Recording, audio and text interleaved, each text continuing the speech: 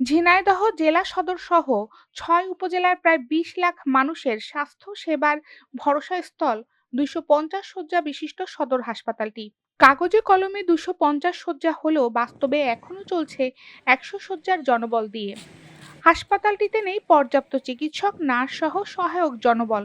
দিনের পর দিন চিকিৎসকের এই সংকটে ব্যাহত হচ্ছে হাসপাতালের স্বাস্থ্যসেবা। চরম ভোগান্তির শিকার হচ্ছেন জেলার প্রত্যন্ত অঞ্চল থেকে চিকিৎসা নিতে আসা সাধারণ মানুষ। সরকারি হাসপাতাল থেকে প্রয়োজনীয় চিকিৎসা সেবা না পেয়ে ক্লিনিক ও বেসরকারি হাসপাতালমুখী হচ্ছেন সাধারণ মানুষ। অনেকে আবার ঘন্টার পর ঘন্টা অপেক্ষা করেও ফিরে যাচ্ছেন। জেলার সাধারণ মানুষের কথা চিন্তা করে দ্রুত হাসপাতালটিতে চিকিৎসক জনবল নিয়োগ দেওয়ার দাবি স্থানীয়দের।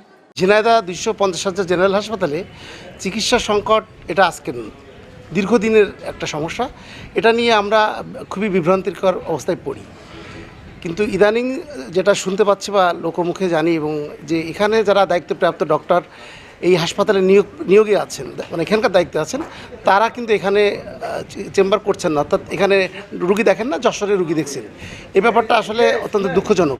৪২ জন ডাক্তার নিয়োগ দেওয়া আছে, কিন্তু সর্বসময় আমরা যখন দেখতে আসি, রুগী টুগি দেখাতে আসি, সর্বোচ্চ ১২ থেকে ১৩ জন ডিউটি করে, বাকিগুলো ছুটি, বিভিন্ন কাজে ব্যস্ত থাকে।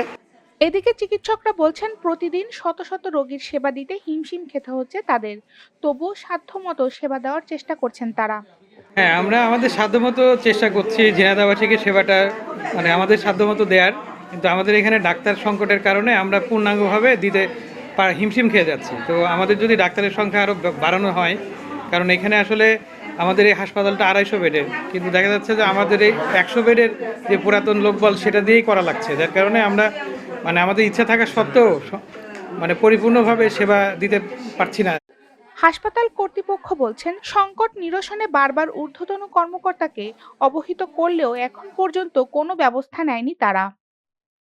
ইতিমধ্যে আমরা ডিজি অফিস, ডিজিএনএম, যেখানে সিস্টারদের অর্ডার হয়, সেখানে আমরা প্রতি মাসে আমাদের লিস্ট দিচ্ছি এবং বারবার আমাদের ডাক্তার এবং স্টাফ যাতে দ্রুত আসে সেই পদক্ষেপ আমরা গ্রহণ করেছি। আমরা এই ক্ষেত্রে এখনও পর্যন্ত সেই পরিমাণ সহযোগিতা পাইনি। আমাদের এখানে চতুর্থ শ্রেণী, তৃতীয় শ্রেণীর কর্মচারী এত কম, সরকারি কর্মচারী এত কম, আমাদেরকে বাইরের স্বেচ্ছাসেবক দিয়ে কাজ করাতে হচ্ছে। হাসপাতাল কর্তৃপক্ষের দেওয়া তথ্য মতে বর্তমানে ঝিনাইদহ সদর হাসপাতালের ইনডোর ও আউটডোরে প্রতিদিন গড়ে ২৫০০ রোগী চিকিৎসা সেবা নিচ্ছে।